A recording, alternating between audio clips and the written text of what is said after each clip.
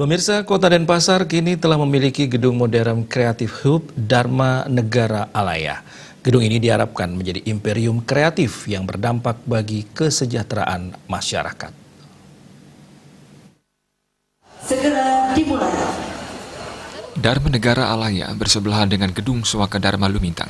Wali Kota Denpasar Ida Bagus Rai Dharma Wijaya Madra, Wakil Wali Kota Denpasar I Gusti Ngurah Jayanegara, dan Ketua DPRD Kota Denpasar I Gusti Ngurah Gede dengan peniupan sangkakala dan penabuhan perkusi menandakan diresmikannya soft opening Dharma Negara Alaya. Dharma Negara Alaya merupakan sebuah modern creative hub yang di dalamnya terdapat coworking space, maker space, ruang pamer workshop, studio fotografi, studio film, studio musik, perpustakaan, teater mini, stasiun radio, dan kafe.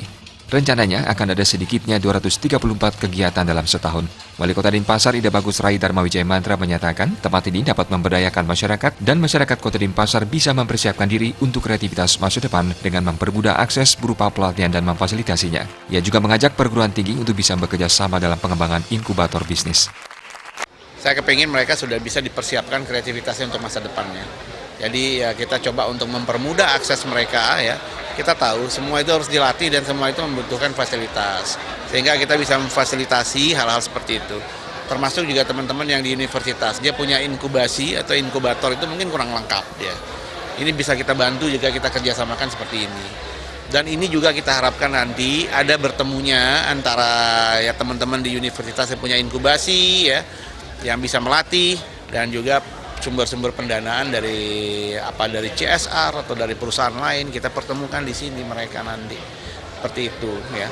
Bagi yang senang untuk pertunjukan ya mereka silakan, kita sudah siapkan untuk mereka biar bisa untuk performance pertunjukan seperti yang lebih baik.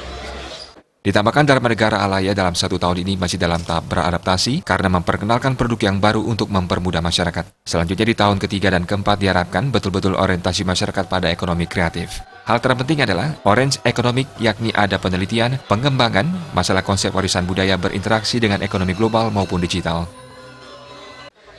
Ya, 1 tahun ini kita harus beradaptasi dulu, ya, karena kita memperkenalkan suatu produk yang baru, ya. Kita akan memberikan hal-hal yang lebih mempermudah dia.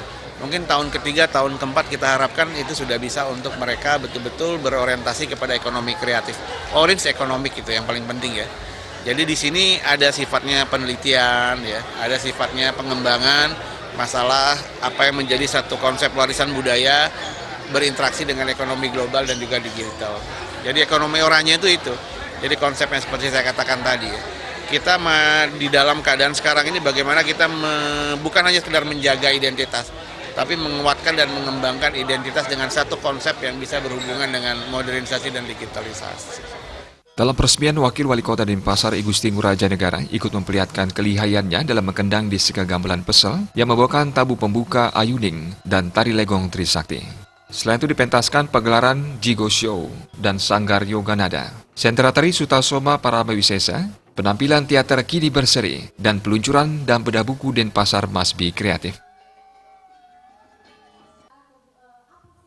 Indrawan, Bali TV.